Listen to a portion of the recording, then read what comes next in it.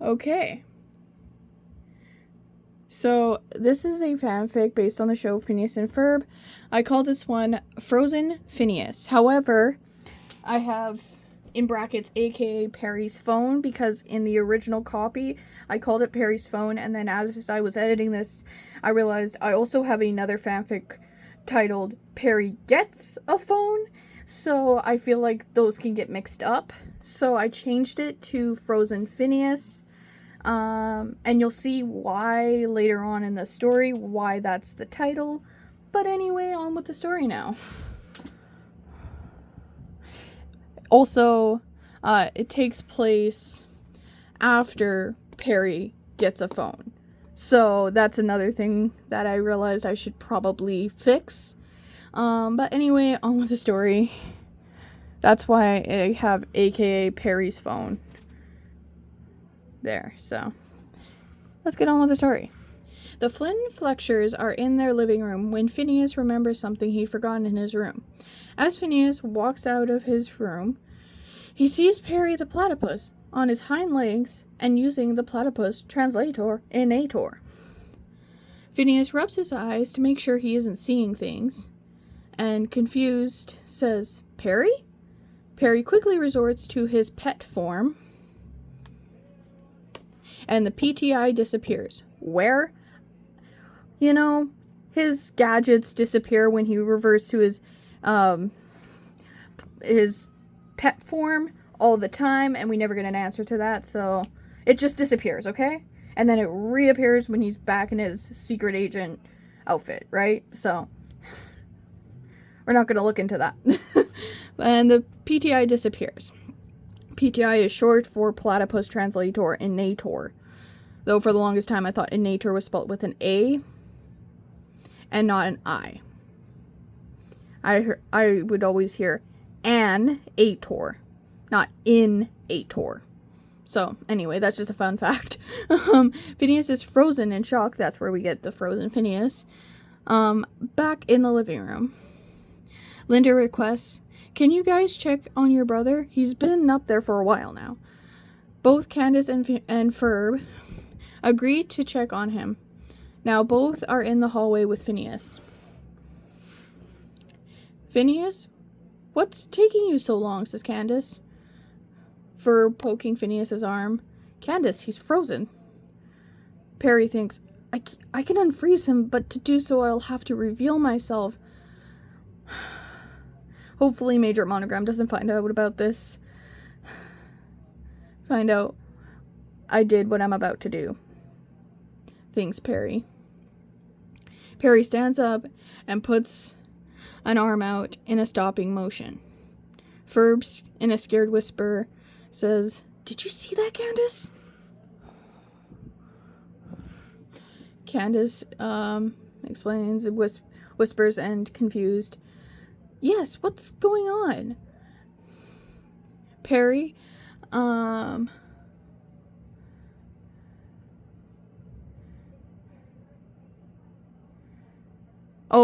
Perry mimes.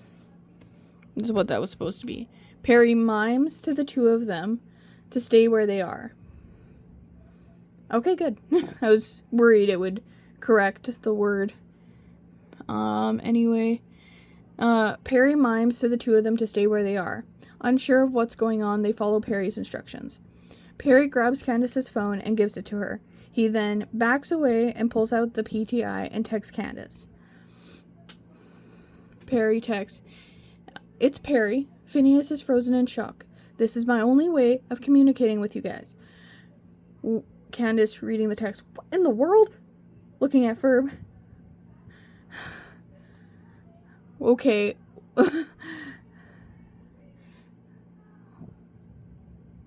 Sorry, look at this, Ferb.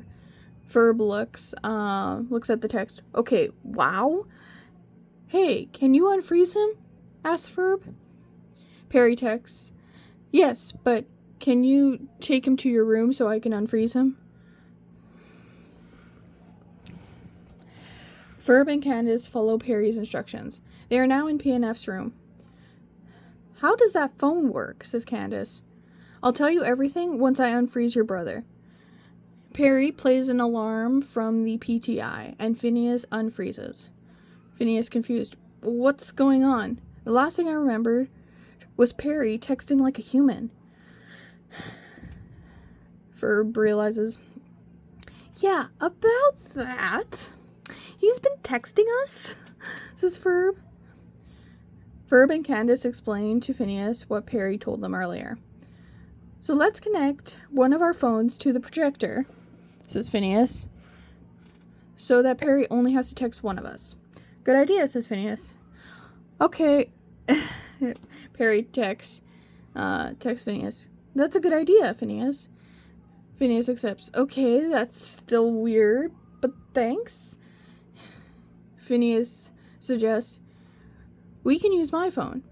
They set up the phone with the projection screen and close the door to their room. They then decide to take turns reading the text aloud.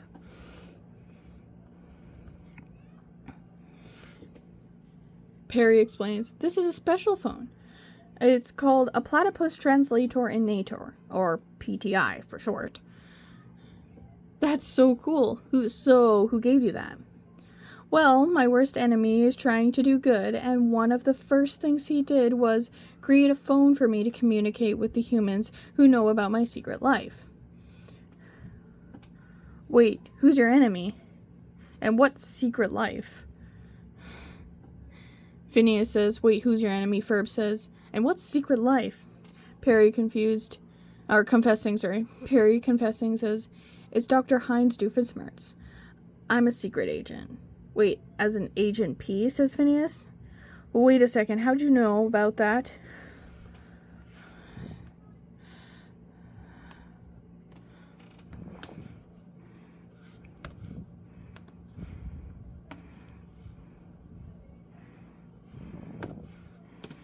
Wait a second, how'd you know about that?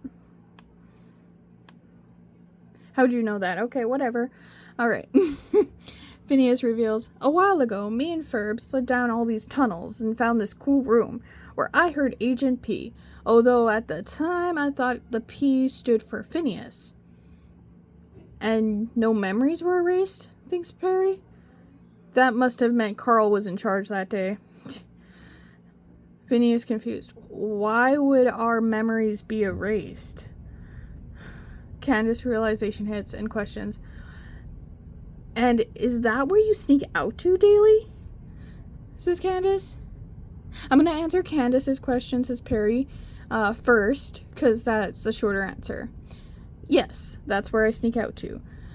There I get my mission. And there I get my mission. Now, about the whole memory erase thing. Ferb wonders, wait, does Carl have, bushy hair and glasses? Perry, surprised, yes. How do you know him? He was there when we made our levitating machine, says Ferb. He must have been undercover that day, says Perry. He's one of the interns at the agency. Ferb happily says, that's cool. What's the agency? Oh, that's OWCA. It stands for an organization without a cool acronym. The song really helps me remember what the whole acronym stood for, so anyway, that's why I went into song form for a minute there. Back to the story now. I'm getting distracted. Ferb insists, okay, so can you answer Phineas's question from earlier about the memory erase machine? Yes, that, says Perry. So, when the host family, that's you guys, find out about a secret agent, two things can happen. What are they, says Candace. Well, one is to be relocated to a new host family, and the second is the secret agent's host family stays with the host family, but the memory of the secret agent gets erased. So does that mean you'll erase our memories of learning you're a secret agent, says Candace? That is how it has to be, unless you want to do the first one. Ferb texts, that's not good either. Perry realizes, I know, but you You're part of my host family, and you're not supposed to know, says Perry. What if we agree to keep your secret between us? Then we could avoid losing our memories, says Candace. Yeah, we'll keep your secret, Phineas and Ferb say in honest unison.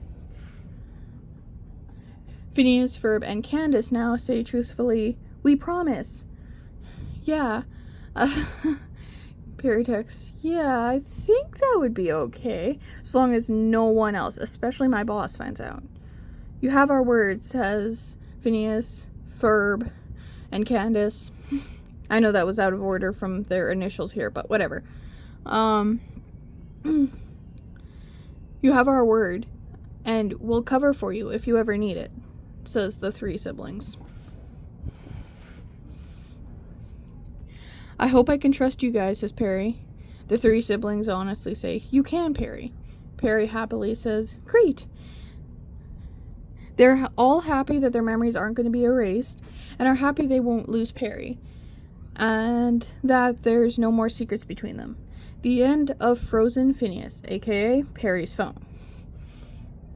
I hope you enjoyed this story. Make sure to like, comment, subscribe, and I hope you have a fantastic day. Thank you for watching.